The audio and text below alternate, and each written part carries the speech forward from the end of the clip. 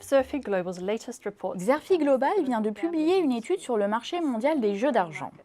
Un marché dont le chiffre d'affaires est passé de 211 milliards d'euros en 2003 à 309 milliards en 2010 et 374 en 2017.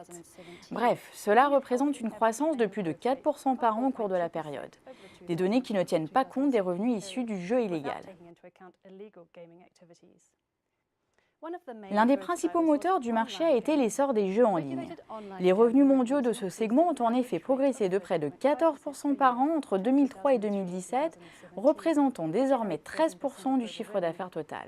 Plusieurs facteurs ont facilité leur essor, comme la hausse mondiale de la connectivité, la légalisation des jeux de hasard dans plusieurs pays, la sophistication croissante des plateformes de jeux et de paris en ligne, des stratégies marketing très efficaces telles les bonus et autres primes de bienvenue.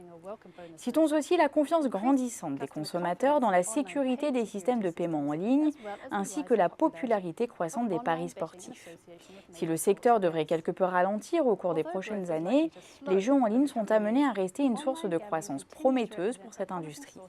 La numérisation des jeux de hasard est néanmoins une épée à double tranchant puisqu'elle réduit les barrières à l'entrée et facilite ainsi l'arrivée de nouveaux acteurs. Alors que les jeux en ligne connaissent un essor certain, Macao, centre de gravité du marché mondial des casinos, a rencontré des difficultés.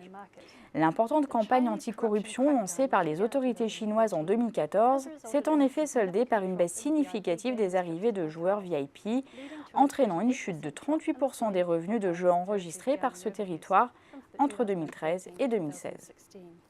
Comment les grandes entreprises de jeux d'argent s'adaptent-elles à ces changements ? En vérité, les approches varient selon les segments. Pour les casinotiers, l'expansion des capacités, notamment par la construction de nouveaux établissements, reste une stratégie clé. Mais ils se diversifient également en se muant en complexes hôteliers afin d'attirer la clientèle, et notamment les flambeurs, avec une offre complète comprenant jeux, services de restauration et spectacles. Les services de loterie nationale, dont plusieurs sont en phase de semi-privatisation, adoptent pour leur part une approche toujours plus commerciale en développant leur réseau de distribution ainsi que leurs activités en ligne et mobile. Les spécialistes de salles d'amusement et de machines de jeu se focalisent, eux, sur la numérisation de leurs produits, permettant d'accroître les rendements et de stimuler la demande par une plus grande diversité de jeux et par davantage d'interactions. Avec un but, attirer notamment les jeunes joueurs de la génération des millennials.